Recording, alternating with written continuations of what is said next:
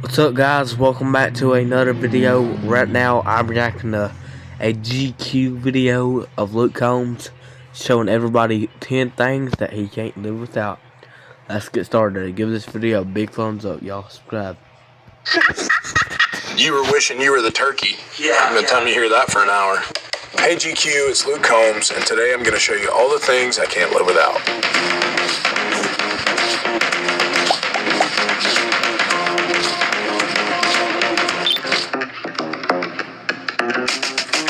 That was a good slide. Today's essential here is going to be coffee. So gotta have this every day. Anytime we're in a city, we try to find some local coffee to have. I got a Jura on the bus. I know it doesn't look like it, but I do intermittent fasting, so this is about the only thing that I get to enjoy before noon every day. So coffee is a big part of the things that keep me sane, and definitely something that I can't live without. Have you ever tried to give up coffee? No, why? Why would I try to give up coffee? I've never tried, never will try. Because a man needs something. You know what I mean? You can't even have coffee. What can you have? You know, I mean, start the day off with a glass of water, but this is glass number 2 right here, and 3 and 4 and 5 sometimes. So gotta have this. Gotta have it. Again, I know it doesn't look like it, but most of the time I'm gluten-free, and so that would be bread, pasta, anything fried, anything good has all been given up. If I'm going Michelin star dinner, I'm probably not going to tell the server that I'm gluten-free because I would rather just have the full experience from time to time, but for the most part I try to avoid it. Trying to drop some LBs. It's been a whole thing.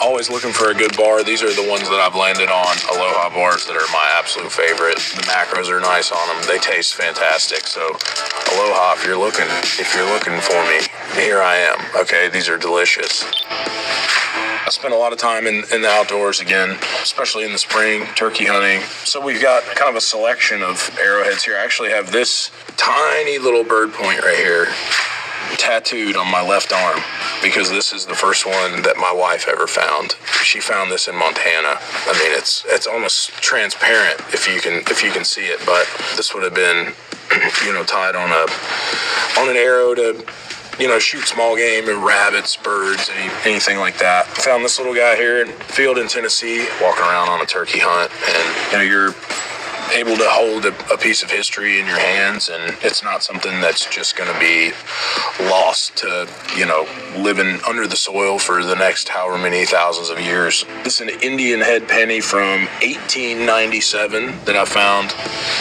in the same field that I found this in.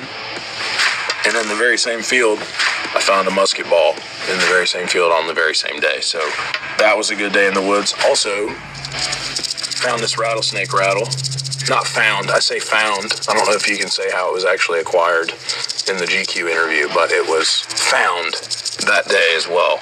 This is the first one that I ever found. They call this a turkey tail point. It's just missing the very top of it here, but this would have been like more of a spear type point here. This is what you would call a celt. So these would have been used to flesh hides or carve out bowls or canoes. These would have been held kind of like this and, carve out wood, again, flesh hides. It's just something that, not everyone has seen, not everyone has gotten to be around, so I like to share it if I ever have the chance and, kind of keep the history alive of these things. Watches. I'm a big watch guy here. This is my little travel case that I have. I got a few in here that I wanted to bring and show you guys.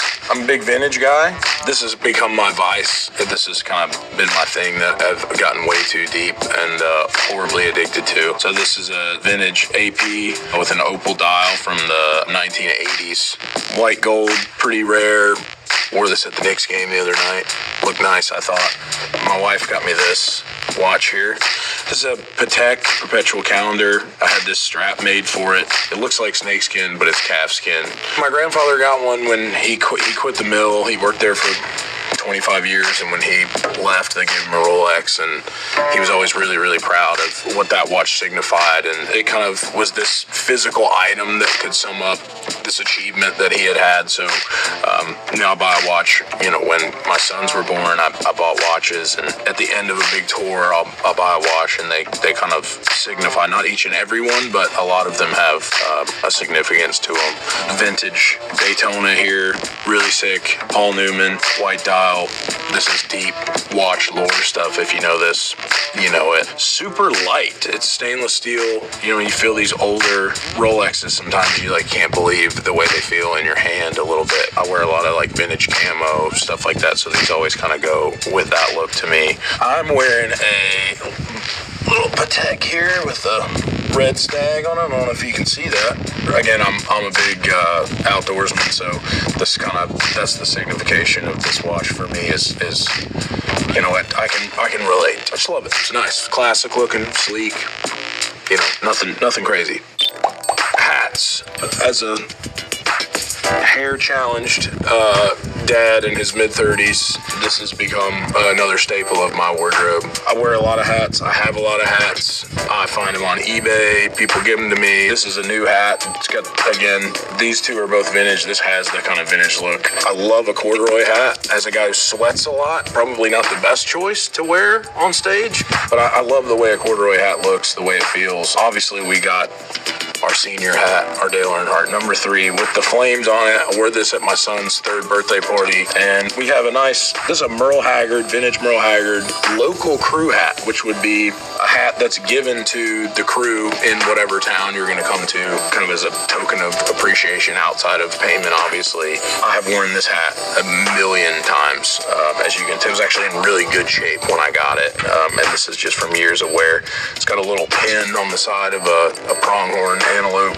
Obviously, this hat that I'm wearing is a collaboration I did with the Carolina Panthers, my favorite football team. So this is kind of like my line I got to do with them, which was a total bucket list thing for me. So yeah, hats. Gotta have them, wear them every day. Another way to accessorize, quote unquote. I don't know if that's what I would normally call it, but yeah, love them. Love hats. Motherhood is hard. So an all-time classic here. Bahama 2, Columbia PFG. If you were going to see me perform, would I be wearing a hat? Yes. Would I be wearing this? Yes, I would be. Big, boxy, big guy shirt. Some people think of me, they probably think of this shirt in a lot of ways. I mean, this is a shirt that I've been wearing for years. I was wearing these in college. Specifically, the black one came along after I moved to Nashville. It really was born out of just comfort. I was wearing these shirts playing shows because I was comfortable in them as a bigger guy. I thought they looked nice. They're super breathable, which is great for stage. They don't get super overly drenched with sweat or water or anything, or beer or whatever, liquid maybe flying around on stage. People always ask me, well, how many of those shirts do you have? Do you just have one? And I'm like, no, well, yes, I just have one shirt that I wear all the time that I wash. No, I have, 50 of these at least. Columbia has been such a huge supporter of me and a big part of my brand. I like to think that maybe I helped them out 1% by wearing this. Probably less than 1%, but to some extent, I would like to think maybe I helped out. I do know that when I started wearing these, this was the worst selling color of the PFG, and now it's the best selling color, so I might have helped a little bit. Xbox controller. Big video game guy. Have been my entire life. I was an only child, so a lot of time was spent entertaining myself. Also have a gaming PC in my house, and I play on an Xbox controller. So whether I'm on the bus playing on the Xbox or I'm at home on the rig, then we're always playing some kind of sports game going down. Battlefield 6, something along those lines is always happening. The little bit of downtime I do have, I enjoy playing games. It's always been a great escape for me. Top 5 games of all time, I would definitely say the Battlefield franchise is really up there for me as far as shooters go. Obviously Madden, NCAA football, I'm a huge football fan, so those games are every year I'm picking up the new copy. FIFA, absolutely love FIFA. I've spent hours and hours and hours, me and my buddies playing FIFA tournaments and just sitting around a college dorm room and drinking beer, playing video games. So yeah, those four. Obviously, all the Call of Duty stuff is really great. I know all basic answers, but there's a ton. I love Fallout. You know, all the Elder Scrolls, Skyrim games were, you know, huge parts of my childhood as well. So, yeah, Xbox controller, video games, gotta have them, love them. All right, so turkey calls. I wear people out with these things. This is what's called a slate call. So this is a different kind of call than this call. This is a mouth call.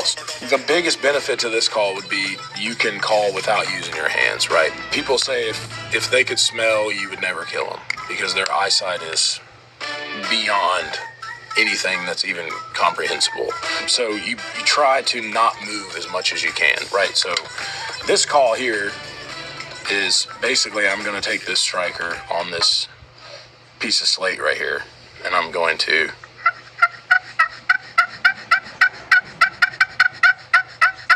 right. So if there's a turkey that's 20 yards away from me, I'm not going to be picking my hands up and doing this if I'm by myself, because I'm also probably going to have a weapon in my hands, and I'll have 4 hands. So this is great when you're hunting with people. If there's not a turkey in front of you, this carries a lot of distance. So does this call. This mouth call here can be a little bit louder, I would say, than this one. So there's just kind of various. This is all deep. This is nerdy stuff here, and this is probably, people are going to make fun of me for how bad this sounds probably bad.